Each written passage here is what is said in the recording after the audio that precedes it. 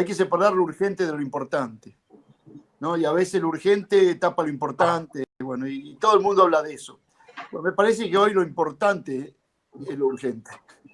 Y lo que hay que hacer urgente es cosas importantes. No es que hay que saltar una coyuntura creyendo que se pueden tomar medidas que se emparchan y después vamos a ocuparnos de lo importante. Me parece que solo nos tenemos que ocupar de lo importante. Con mucha dificultad. Entonces yo quiero disparar con 3 o 4 cosas que me gustaría discutir con ustedes, y ustedes me van a contar también las experiencias que están viviendo las escuelas secundarias. Yo voy a hablar también de una realidad más amplia que yo conozco mucho más en los últimos tiempos, que es la secundaria de la provincia de Buenos Aires, con todas sus particularidades, de una provincia que es muy heterogénea. También la ciudad de Buenos Aires es heterogénea, pero no tiene la heterogeneidad de la provincia de Buenos Aires, que a veces se intenta dividirla con urbano e interior, con extrema simpleza, porque hay muchos conurbanos y muchos interiores, y aparte de en cada distrito también están sus áreas más centrales y sus áreas más periféricas, y en muchos muy rurales. O sea que la complejidad y la heterogeneidad implica dar respuestas más flexibles y más heterogéneas y más escalonadas que una única respuesta. Voy a hablar de 2 cosas, ¿no? Me paro sobre la coyuntura, una coyuntura que creo que es muy importante resolverla, y después vemos algunos temas más amplios o más macro. Pero digo, lo que yo propongo, o lo que yo opino, lo que yo estoy mirando en esta coyuntura, que hay que dividirla en tres etapas. Son 3 etapas bastante inmediatas, bastante superpuestas, que es interesante dividirlas para pensar. Y sabiendo que cada una de esas 3 etapas que yo he elegido, no tienen por qué ustedes considerar que son 3, ni son esas, pero que yo he elegido me parece que merecen ser iniciadas hoy mismo, ¿no? O ya iniciadas en el mismo momento. Lo que quiero decir es que los objetivos a más mediano y largo plazo tienen que ser iniciados en el mismo momento que los objetivos más inmediatos o más urgentes. De esas 3 etapas, yo que planteo, porque me parece que son la mayor debilidad en el debate público. Por un lado, cerrar el 2020, ¿no? Yo no sé cómo están ustedes en la Universidad de Buenos Aires, por lo tanto me gustaría ahora cuando hablemos escucharlo, y cómo se sienten frente a las decisiones que se están tomando. Y tengo más experiencia por mi trabajo actual de lo que estamos haciendo en las universidades, a nivel de facultades, pero no en los colegios secundarios. Pero me parece que lo primero que hay que hacer es cerrar el 2020.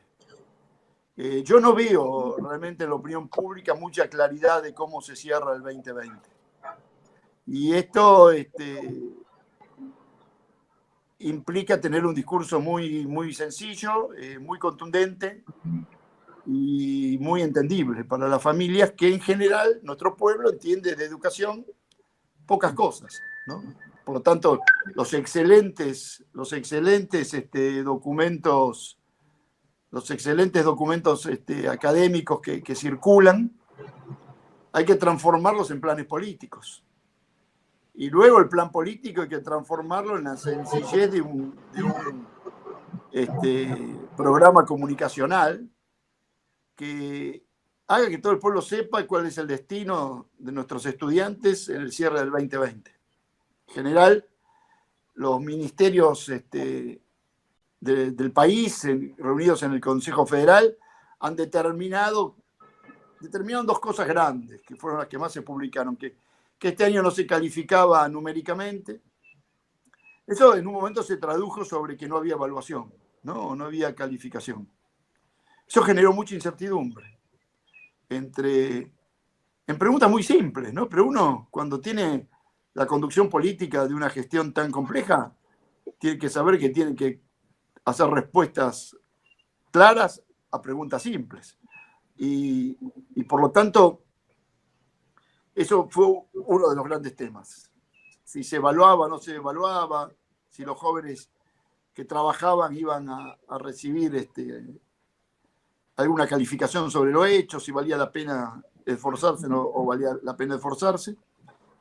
Por supuesto, junto con otro tema que aparecía junto a ello, que era muy complejo y que era el de la desigualdad, la tremenda desigualdad que aceleraba la pandemia, una pandemia que a todos nos trastocó porque nos cambió los objetivos, nos desarmó la planificación, nos desordenó los horarios, tuvimos que abandonar contenidos, tuvimos que reorganizar el tiempo, tuvimos que reorganizar lo planificado, ser más flexibles y saber que entre todos los peligros de pérdidas que teníamos, la principal era tratar de no perder alumnos y alumnas en el camino. En algunos lugares eso se veía muy agudizado por muchos motivos, pero fundamentalmente por la falta de conectividad o por la falta de instrumentos suficientes o de calidad para poder conectarse.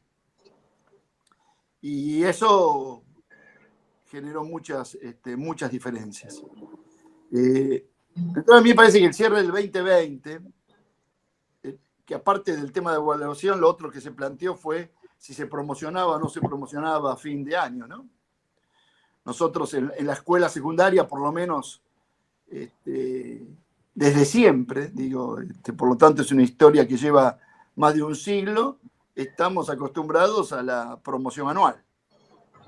Sabemos que hay otras experiencias educativas que a veces deciden la promoción de una disciplina semestralmente o bimensualmente.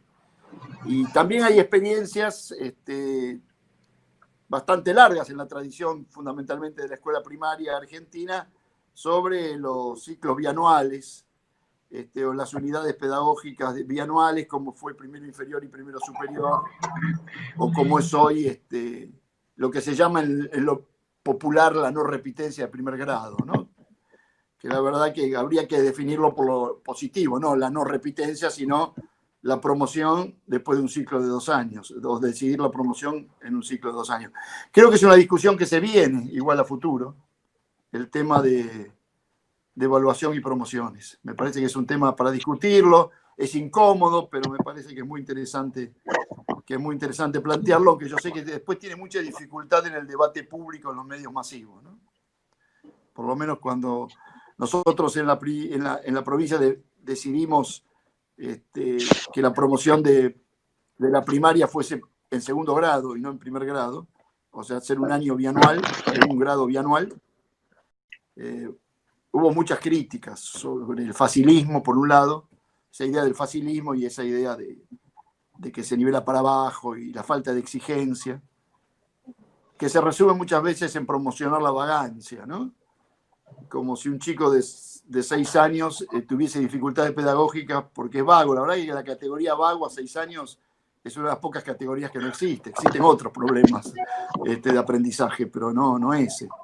Pero bueno, uno sabe que toda medida que toma tiene que tener musculatura política y sustento político, y yo no desprecio el debate en los medios, aunque sea muy simplista, pero si uno no hace pie, después es muy dificultoso, ¿no? Soportar la lluvia de críticas permanentes. Lo que quiere decir que hay un lenguaje académico y un lenguaje político y hay un lenguaje comunicacional que debe ser coherente. Yo creo que, por lo tanto, eso todavía no está muy claro en el conjunto del pueblo, de decir, bueno, ¿cómo es el 2020? ¿Cómo lo cerramos? ¿Vamos a evaluar? ¿No vamos a evaluar? ¿Lo que se hizo este año va a valer para el próximo año? ¿Cómo va a ser la promoción en el 2021? ¿Qué pasa con los alumnos que están en el último año del ciclo? Bueno, muchas dificultades que yo sé que el Consejo Federal lo ha trabajado muy bien, y sus documentos son extremadamente respetables, pero me parece que todavía no están volcados a una opinión pública que quiere saber cómo cierra el 2020. Incluso yo allá incluyo una pregunta, aunque conozco la particularidad de los colegios universitarios de Buenos Aires, porque aparte he trabajado en ellos, pero en la provincia, por otro lado, hay un clima que después de julio se debilitó mucho la relación de enseñanza-aprendizaje y la comunicacional con los alumnos.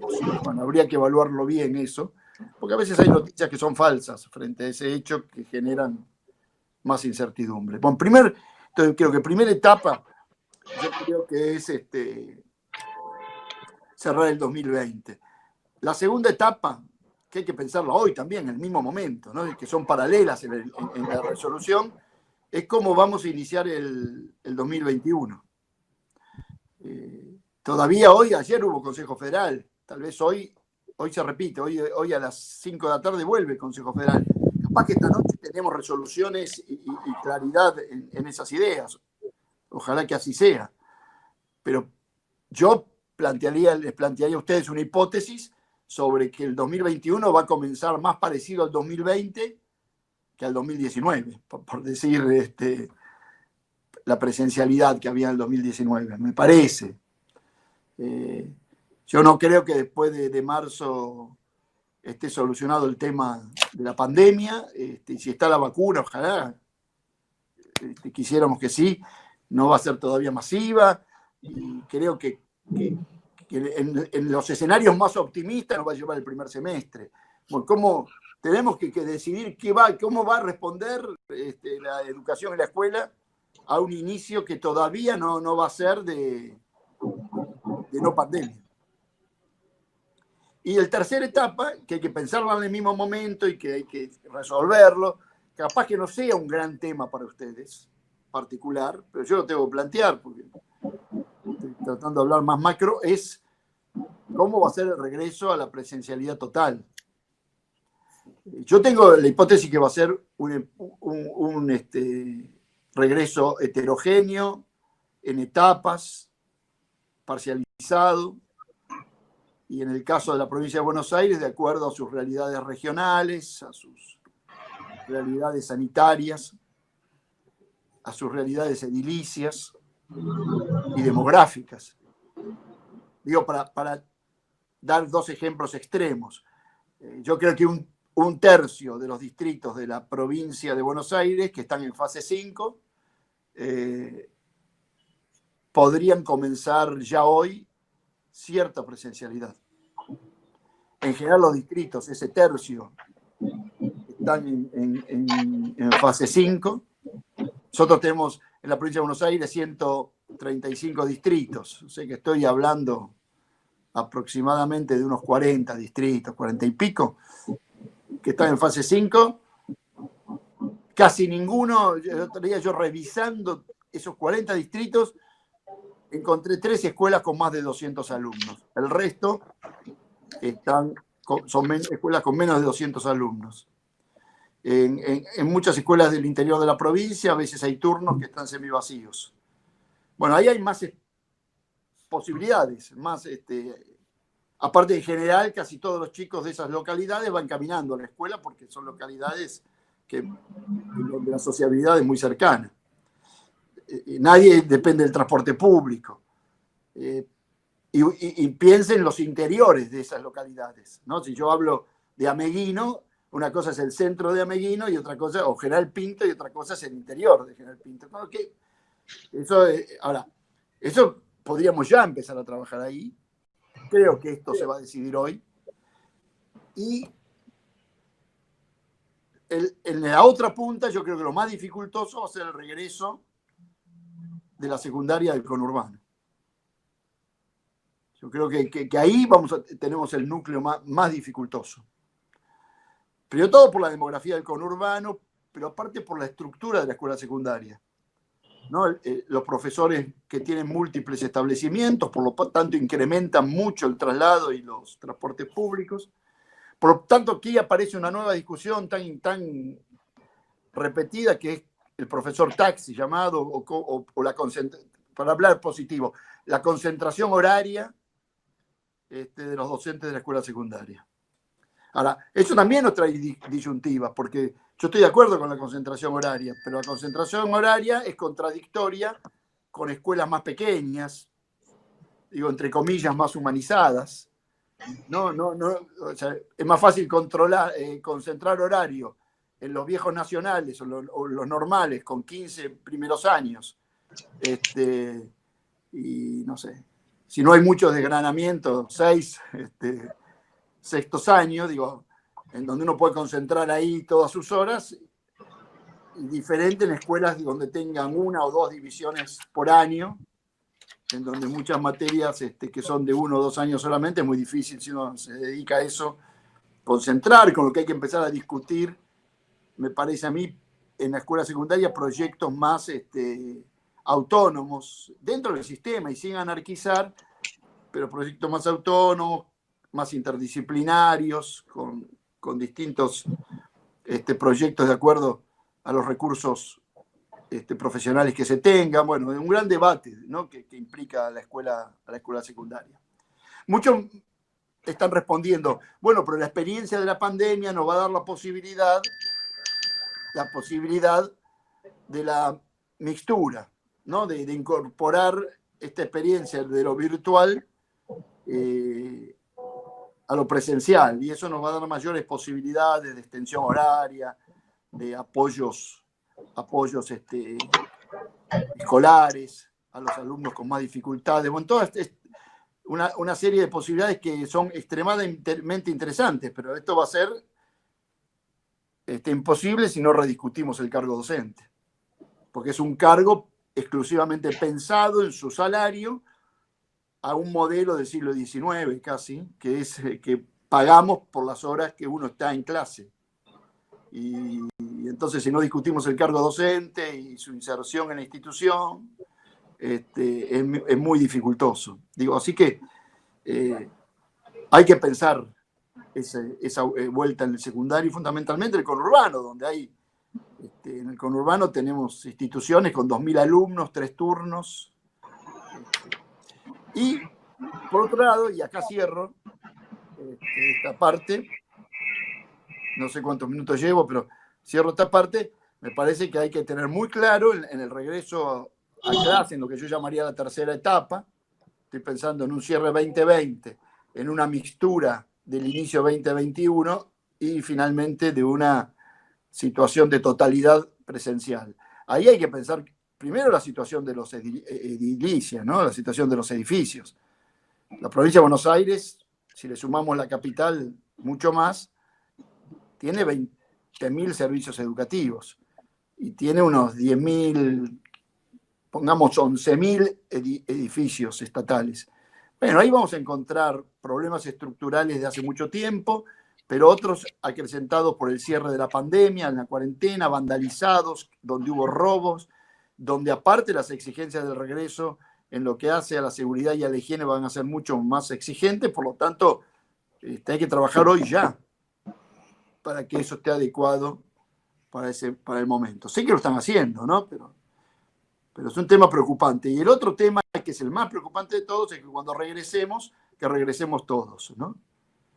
Y ahí, eso me parece que es un gran trabajo que tiene que hacer el Estado y la comunidad en su conjunto, para que ningún alumno en la pospandemia pierda su escolarización. Porque una vez adentro del sistema vamos a poder ver quiénes se conectaron, quiénes no se conectaron. De los que se conectaron, quiénes hicieron un proceso positivo de aprendizaje, quiénes no, quiénes estuvieron aislados durante todo un año, cómo volvemos a nivelar, cómo volvemos a trabajar con los que más necesidades tienen, etcétera, etcétera. O sea, ese es el panorama que yo veo. Y desde lo pedagógico quiero disparar un par de cosas. Por un lado, había un programa previo a la pandemia, ¿no? Yo digo, había vida antes de la pandemia. Y había un programa previo y había, además de eso, objetivos. Y había problemas estructurales y críticos de los cuales había que resolver. Los 20 años del siglo XXI en general para la región fueron positivos en cuanto a inversión educativa y a ampliación de derechos y a escolarización, pero no fueron tan positivos en cuanto a resultados de aprendizaje y de habilidades para el mundo contemporáneo. Esto nos llevaba, antes de la pandemia, a pensar en un futuro que yo ubicaba a mediados de siglo, ¿no? Un futuro del 2040, 2050. ¿Por qué? Porque los chicos que están ingresando al sistema educativo hoy van a ser trabajadores del 2040. Un chico entra a la sala de 3 este año, en el 2020, después de 18 años de escolaridad o 20 años de escolaridad, va a salir al mercado de trabajo, si lo hace bastante tempranamente, en el 2040. Ese era el futuro, había que imaginar cómo iba a ser ese 2040. Lo que pasa es que después vino la irrupción de la pandemia, hizo que el futuro era el 20 de marzo del 2020, no el 2040. Ahora, me parece que temas, aparte del buen aprendizaje en la primaria, lectura, escritura, cálculo, cultura general, aparte de la inclusión y de todas las urgencias que merece el sistema, sabíamos o pensábamos que la educación tenía que empezar a ocuparse de temas como la nueva matriz productiva y el futuro laboral, o el futuro del trabajo, los nuevos trabajos, de la ciencia y la tecnología, y la investigación y la innovación, de esto que llamamos economía del conocimiento, o cuarta revolución, o empresas 4.0, o 4R, o como le querramos llamar. Sabíamos que la virtualidad se venía imponiendo, no con el vértigo con que nos invadió junto con la pandemia. También sabemos hoy que cuando nos comunicamos virtualmente en nuestras clases con nuestros alumnos, no solo estamos enseñando lo que es la clase, sino que estamos enseñando a trabajar, porque muchos de ellos van a trabajar de esa manera en el futuro. Y también sabíamos que la educación se tenía que hacer cargo de la convivencia social, de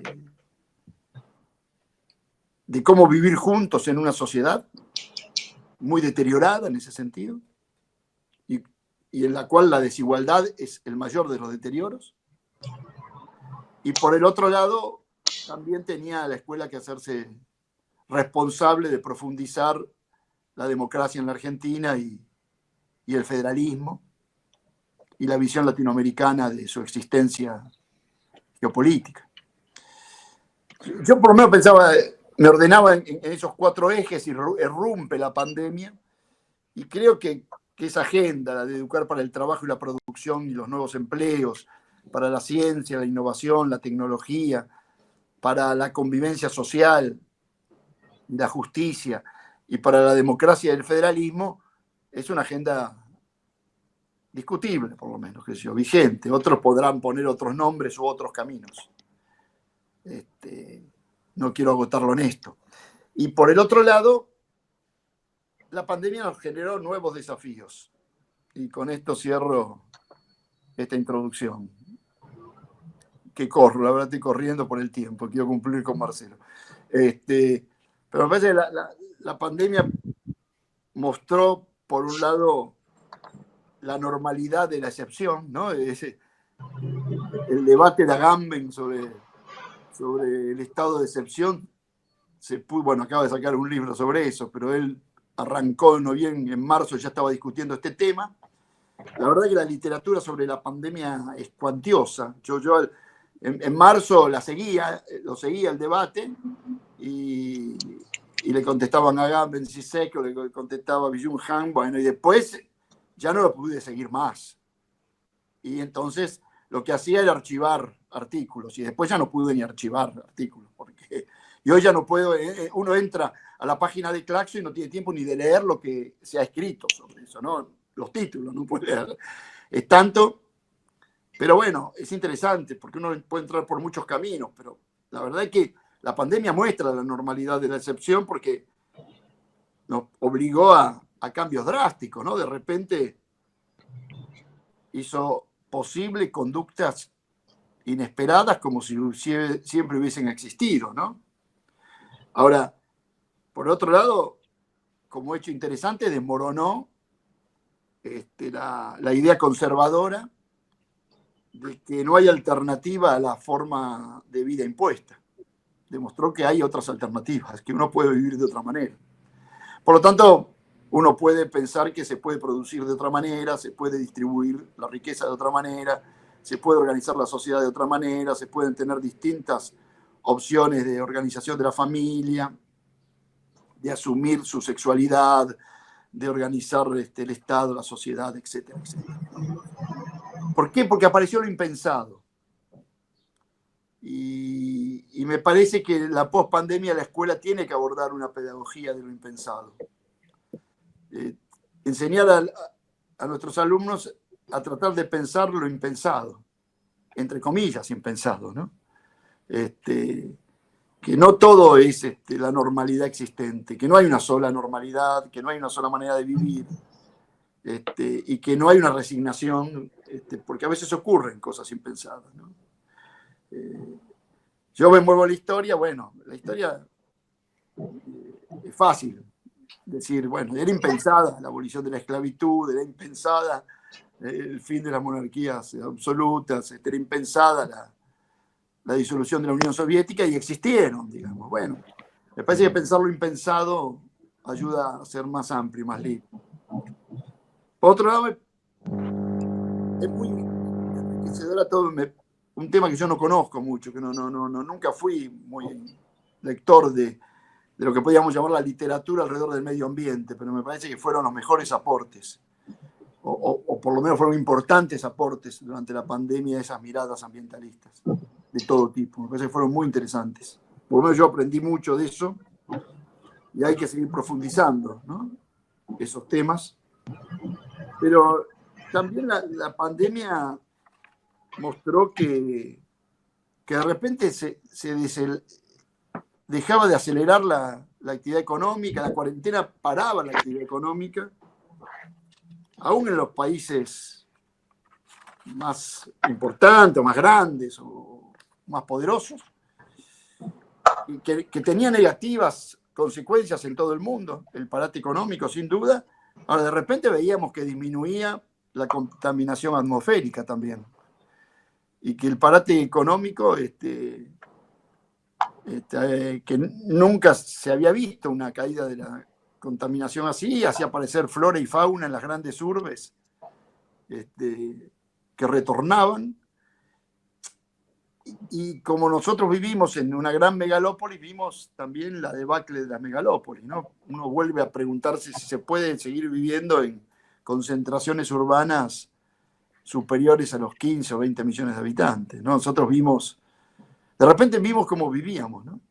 2 horas de viaje para ir a un trabajo, hacinados en un tren o en un transporte público, colectivo, etc. Bueno, parece que discutir desde la escuela el buen vivir o el vivir bien, no quiero entrar en la discusión del buen vivir de las filosofías andinas, sino de vivir mejor o de vivir plácidamente, ¿no?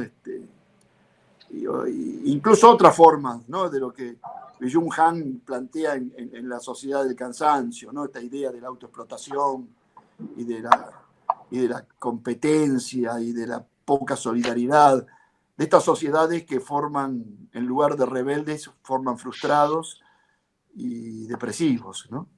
Entonces, bueno, me parece que eso es el desafío de la pospandemia. Hay 2 cosas más y juro que termino. Una es también que la pandemia fomentó esa inclinación que tenemos a buscar el culpable rápidamente, ¿no?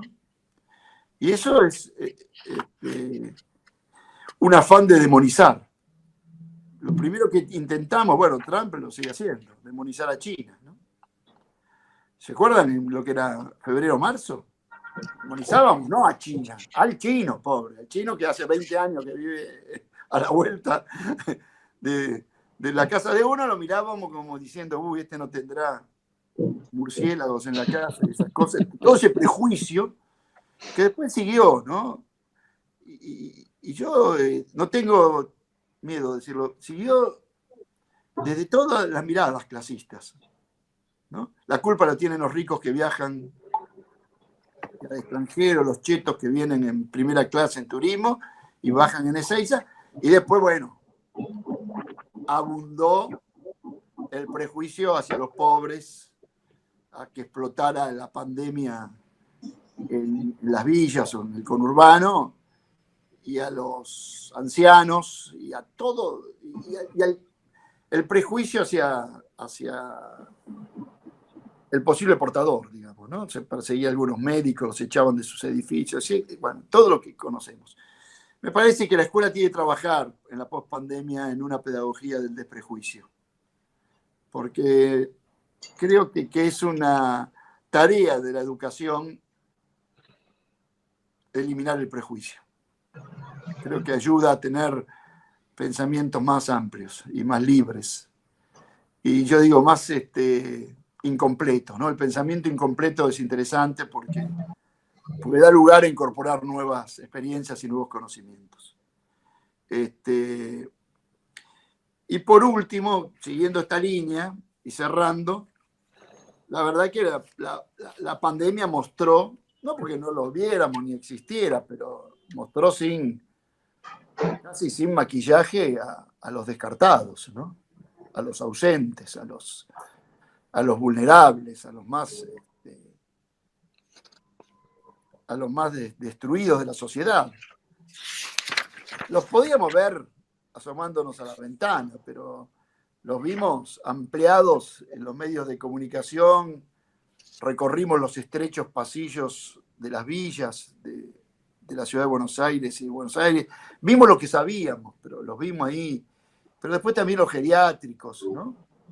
Y vimos a los más débiles, y si uno mira al mundo, imagina lo que será una pandemia en medio de un campo de refugiados o en un grupo de migrantes o las guerras, ¿no? Pero quiero decir que me parece que la escuela tiene que ayudar a ver. Me parece que plantearnos una pedagogía de la visibilidad que ayude a pensar lo impensado, que nos amplíe la libertad para ser menos prejuiciosos y que esto implique otras alternativas de vivir en sociedad, me parece que es una interesante tarea para la escuela en la pospandemia. Pero bueno, mientras tanto tenemos que discutir esta coyuntura que no solo es urgente, sino es importante. Por eso yo dije cerrar el 2020, pensar el inicio del 2021 como hecho mixto y saber que el día que la presencialidad sea total, tiene que ser total con todos los alumnos adentro de la escuela. Hayan tenido la experiencia que hayan tenido durante la pandemia. Bueno, paro acá, Marcelo, ¿te parece? Sí, me parece bárbaro. La verdad que siempre, Me como siempre. voy, ¿no? De No, viaje. no, no. Como siempre, muy, muy, muy, muy claro, muy preciso y rescatar lo que ya hablamos varias veces, estas ideas de lo que es la pedagogía de lo impensado, del desperjuicio, de la visibilidad y esa mentalidad incompleta para poder completarla con una realidad que es tan cambiante y que esta pandemia nos está demostrando que es tan Sí, cambiante. que seguramente cada experiencia de cada docente incorporará otras perspectivas. No quiero de ninguna manera plantear esto como fórmula, ¿no? Sino lo quiero plantear como mi preocupación para compartir con otras preocupaciones que... Eh, yo creo que ustedes tienen muchas inquietudes de unas escuelas tan particulares como son las preuniversitarias y que se pueden charlar ordenadamente. Me parece, Marcelo, va a haber seguramente, ojalá que haya más aportes que preguntas, ¿no? Sí, No, yo quería, si me permitís, eh, hacerte una pregunta. Sí, cómo no. Eh, ¿Quién en habla, fun- Oscar? Oscar, sí, sí. En función, no sé si me ven, espero que me escuchen. Te escuchamos un susurro. Quería hacerte una pregunta porque soy de los que, como todos, yo creo que gran parte de los que están presentes, creemos que la presencialidad es irreemplazable. Por supuesto, no reniego de la virtualidad porque entiendo que vino para quedarse, pero sí hay que entenderla en su justo lugar de un fenomenal instrumento didáctico que va a aportar a la presencialidad, porque sigo pensando que esa presencialidad es irreemplazable. Ahora bien, no estoy tan convencido que las crisis no nos den oportunidades, porque una de las oportunidades, primero, es debatir cuestiones educativas que hace mucho no discutíamos. Y dentro de esas cuestiones educativas, ¿no te parece importante, sobre todo por lo que expresaste, que vamos a un mundo incierto, a una nueva agenda que hay que educar para el trabajo, pero a diferentes trabajos que tienen que ver trabajos en ese mundo incierto? Hay que educar, decías, para una pedagogía de lo impensado, una pedagogía que tienda a educar en la falta de prejuicios, en eliminar todo tipo de prejuicios, de hecho, en una sociedad sumamente prejuiciosa como la Argentina. Sí, claro. Todo esto no implica un enorme esfuerzo pedagógico y docente, y nos impondría rediscutir esa presencialidad, porque a la presencialidad vamos a ir todos, no tenemos la oportunidad de ponerla en discusión. Es decir, de la misma manera que vos decías al principio, tenemos una estructura docente en términos de cargos y de horas de distribución del trabajo, cómo se distribuyen las horas de trabajo, es del siglo XIX. Tampoco no es que tenemos una pedagogía del siglo XIX, que debería ser discutida, replanteada, reflexionar sobre ella. Es decir, no creo que tendríamos que ir pasivamente a esa presencialidad. ¿No te parece que hay que rediscutirla? Hoy tenemos esa posibilidad hoy. Sí, Oscar, digo, no, quiero hacer dos o tres aclaraciones. Una es, yo también creo que la crisis puede ser una oportunidad. Lo que digo es que no hay que esperar pasivamente creyendo que la crisis genera siempre una oportunidad positiva, aunque uno no haga nada, ¿no? Desde ya que está la oportunidad de este debate que vos planteás. Y en segundo lugar, lo otro que quiero aportar también a tu mirada es que coincido en que este gran invento del siglo XX, de la segunda mitad del siglo XX, este invento inmenso que fue Internet, y que fue completado tal vez con el otro inmenso invento que da casi inicio al siglo XXI, que es el iPhone, ¿no? Porque el iPhone independiza incluso la relación con la PC, ¿no? Con el teclado. Esos fenómenos, esos inventos extraordinarios, estoy de acuerdo, no van a reemplazar a otro invento de la modernidad extraordinario y tal vez superior que la escuela, ¿no? Entonces, en eso yo estoy de acuerdo. Y la escuela va a tener que recibir a los alumnos después de este impasse anual que nos generó muchas reflexiones, porque seguramente yo no hubiese tenido ni el tiempo ni la oportunidad de conversar con ustedes, si no hubiese sido así. O tal vez sí, pero uno se ha pasado muchos meses pensando y reflexionando. Tengo que ver que esa escuela no solo no va a desaparecer, no va a ser reemplazada, es imprescindible, es irreemplazable y va a tener que volver mejor, ¿no? Sabiendo esta tensión que da la virtualidad, ¿no? Entre, yo diría, la velocidad de la información y la lenta manera de pensar. ¿Cómo cruzamos eso, no? Porque la escuela, en el fondo, también es una institución que tiene que ayudar a la paciencia, ayudar a pensar lentamente, a resolver problemas complejamente, y por otro lado una información veloz con un vértigo que da el mundo del espectáculo y del entretenimiento, ¿no? Y compatibilizar las dos cosas va a implicar trabajar mucho. Pues está el otro peligro, que es querer transformar a la escuela en un lugar de entretenimiento y de espectáculo para que los chicos no se aburran, ¿no? Claro. Y después hay que leer a Platón, qué sé yo. Y se pone complejo el tema. Pero bueno, nada, digo, así que sí, yo considero eso. Y después otra cosa que planteó Oscar, que a mí me ocurre mucho, ¿no? Porque como yo he gestionado mucho, he estado mucho en la gestión pública, yo tengo mucha demanda de lo que en el fondo me transformé sin pensarlo en mi especialidad, que es conducir sistemas complejos. Porque ser ministro, yo fui ministro 8 años en la provincia de Buenos Aires, no te da crecimiento pedagógico, te da crecimiento de conducción de sistemas complejos, de saber gobernar, ¿no?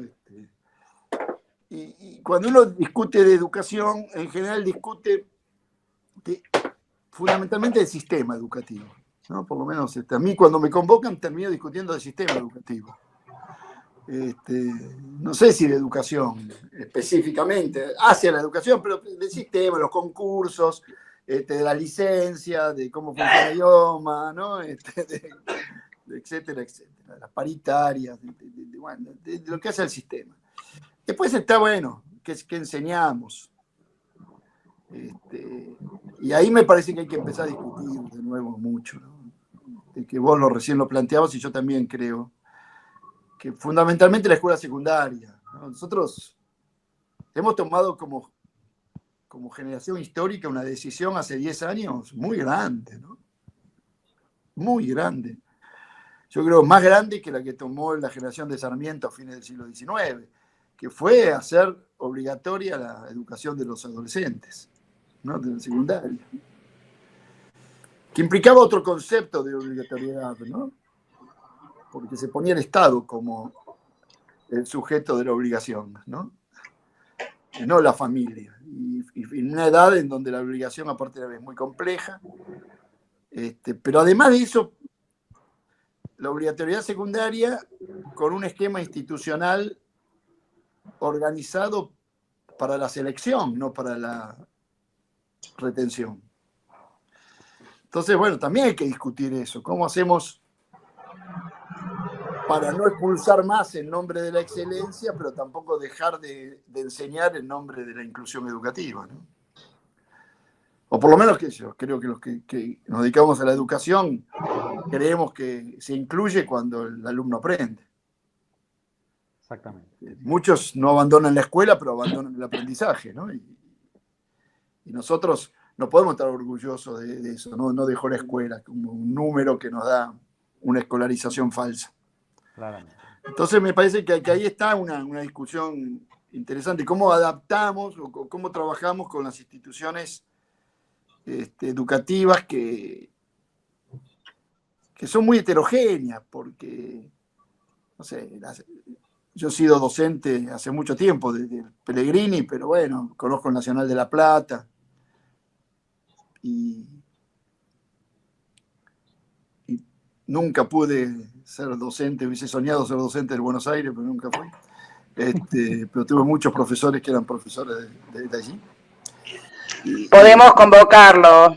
No, ya estoy. Podemos convocarlo. Ya estoy. Mirá que te está convocando la rectora de Buenos Aires, así que bueno, no es poco. Bueno, 4 horitas. Vivo cerquísima, aparte. No, pero nada, quiero decir que son instituciones como el Nacional de La Plata, en donde hay una selección previa, digo, no por elitismo, sino ya por querer elegir esa escuela, ¿no? Hay una historia de elegir esas escuelas. Pero después tenemos, no sé, secundarias de 2.000 alumnos en José C. Paz, 100% NBI, ¿no? Que también implican un inmenso desafío y que digamos, estamos frente a un problema de esa institución que había estado organizada para seleccionar. Ahora está preparada para contener enseñando, aparte, ¿no? Bueno, eso es un inmenso desafío. Porque si no transformamos, el objetivo de la inclusión va a ser ilusorio. Porque creemos que el alumno que abandonó lo recuperamos y sin transformar la institución, esa institución que lo expulsó o o que no lo contuvo, lo va a volver a contener, ¿no? Entonces me parece que hay que discutir eso, más los formatos institucionales y aceptar la heterogeneidad. Yo siempre digo, heterogeneidad en un sistema, para no anarquizar, pero heterogeneidad al fin. La escuela secundaria, la provincia, ¿no? Y también la de capital, tienen poca autonomía en tomar decisiones organizativas, administrativas, de política educativa, de recursos. Y después me parece que hay que también plantearnos en algún momento alguna discusión epistemológica. Además de eso, me parece que discutir desde qué matriz de pensamiento vamos a enseñar, cuáles son los temas, discutir lo interdisciplinario, las disciplinas en particular. Me parece que mirar de otra manera la escuela secundaria es muy importante. Y también ver las buenas experiencias, ¿no? Yo me acuerdo que una vez en un reportaje donde yo ministro, una periodista egresada del Nacional de Buenos Aires, me dijo, habiendo tan buenas experiencias como el Nacional Buenos Aires, él ya había sido compañera del gobernador, además, en el Nacional Buenos Aires, de Felipe, dice, ¿por qué no toman esos modelos exitosos, esos modelos de gran aprendizaje? Y es cierto que hay modelos muy buenos, exitosos, y hay muchas escuelas que tienen grandes resultados, pero la heterogeneidad de la población de los alumnados también es muy compleja, ¿no? Entonces, yo creo, Oscar, sí, que es una gran oportunidad para ello. De todas maneras, yo también tengo a veces una mirada optimista, ¿no? Yo doy clases en la universidad y recibo alumnos que tampoco son en su totalidad tan desastrosos como a veces la opinión pública quiere mostrar, ¿no? Yo, la verdad, tengo excelentes experiencias educativas con los jóvenes, excelentes, o sea, me parece, pero la escuela sí tiene que replantearse cómo es una escuela que enseña a vivir en el mundo contemporáneo, ¿no? Pero que también sea capaz de plantear cierta historicidad cultural. Que creo yo que son los dos grandes objetivos, ¿no? Junto con la producción del trabajo, el pensamiento contemporáneo y la vanguardia tecnológica y la herencia cultural. Así que sí, Oscar, me has tu pregunta me despertó un montón de interrogantes. No, Otra charla que hace. Está muy clara, Perdón, sí, perdón. es otra charla directamente. Así que alguno tiene algo más para preguntar, para comentar, solamente tiene que desmutearse y plantearlo. Tenemos presentes, Mario, por suerte, a los rectores de las escuelas preuniversitarias, que Bueno. la verdad que estuvieron trabajando muchísimo con esto de la virtualidad, tuvieron varias discusiones sobre distintos planteamientos que se fueron dando hasta que salió una resolución con la que estuvieron trabajando. Pido perdón si no veo alguno, pero lo veo por ahí que aparece y desaparece a Marcelo Creta, así que también es del gremio, es importante su presencia. Leandro, que ahora está en Escobar, ahí acaba de aparecer. Y lo que vos planteás, ellos también lo plantean, ver modelos que se puedan replicar en otras escuelas, modelos que en estas preuniversitarias se llevan adelante. Aparte que extraordinario también, porque eso hay que decirlo, ¿no? A veces damos por dicho, pero yo, como no lo dije, qué extraordinario también nuestros docentes, ¿no? Que a veces son tan desmerecidos, ¿no? A veces uno escucha opiniones tan generales y tan injustas, pero nuevamente en una crisis fueron vanguardia, ¿no? Vieron primero el problema, hicieron un esfuerzo enorme, teorizan en la práctica, trabajan con ensayo-error en una en una situación en donde nadie teníamos experiencia previa a esto, ¿no? Donde la realidad era más importante que las ideas previas que teníamos sobre un montón de cosas. Y me parece que eso hay que valorarlo mucho, ¿no? Sí. Valorarlo mucho, porque yo viví la crisis del 2001 y después la sociedad fue muy injusta con los docentes cuando se empezó a salir de la crisis. Que no se vuelva a hacer lo mismo, ¿no? En esta oportunidad. Yo recuerdo, Mario, cuando vos decías en aquella época, claramente, en un país se está cerrando todo, lo único que se mantiene abierto era la escuela con sus docentes. Y acá los docentes no le quitaron el cuerpo a esta, entre comillas, para muchos, me incluyo, por supuesto, ¿no? Novedad de la virtualidad. E inmediatamente se incorporaron y engancharon para que los chicos no pierdan. Sí, Marce, te escucho. Bueno, buenos días a todos. Gracias, Marcelo y Oscar por la invitación. Es un gusto compartir esta charla con Mario. Gracias. La verdad, por su experiencia y claramente por las reflexiones, ¿no? Y yo tomaba un poquito lo que planteaba Oscar, lo que planteaba Mario recién. Claramente lo que fueron oportunidades o no de crisis, pero creo que hay algo positivo y hay cosas que tendríamos por mejorar. Lo positivo, creo que lo que decía recién Marcelo y Mario, fuimos muy golpeados los docentes, muy atacados, y sobre todo la escuela pública. Hay un discurso hegemónico muy fuerte, donde había un desprestigio hacia la institución, de una institución tan valedera como es la escuela, ¿no? Y creo que la pandemia tiene algo positivo, y fundamentalmente la revalorización de esta escuela. Me parece que la capacidad de adaptación, de pasar de un día para el otro, están acá presentes todas las rectoras y los rectores de los colegios nuestros, que un día 19 estábamos, y lo digo como experiencia propia, estábamos con el ministro, por lo menos a mí me tocó estar con el ministro y el viceministro y el secretario de Política Universitaria a la tarde de un jueves, y al otro día nos mandaron a todos a las casas y nunca más salimos por muchos meses. Y en ese contexto, de un día para el otro, sin planificación, sin poder adaptar las estructuras, sin llevarnos los materiales que había dentro de las escuelas, pudimos readaptar un funcionamiento escolar, y eso lo hicieron gracias a la versatilidad, como bien decía Mario recién, y a la capacidad de adaptación que han tenido los docentes, que han sido atacados, vilipendiados, se les decía, bueno, tienen 3 meses de vacaciones, bueno, se han dicho un montón de cosas, y hoy los padres y la sociedad en su conjunto, y esto lo puedo decir en esta reunión porque la mayoría somos docentes, pero también muchos somos padres, claramente ya no aguantan a los chicos adentro o no ven cómo es, y han revalorizado la función del docente.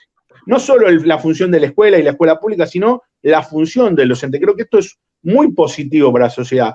Creo que ha subido un escalón, como ha subido el escalón de los médicos frente a esta pandemia y de muchos profesionales que están en la primera línea de fuego, como se está diciendo ahora. Eso es muy positivo. Y creo que también pone en relieve, y ahora tomo un poquito lo negativo, las desigualdades que tenían la sociedad, que ahora se pone mucho en la superficie de lo que está pasando, y creo que eso es lo que más fundamentalmente tenemos que construir como pedagogía, de salir y llevar una adaptación de esas desigualdades.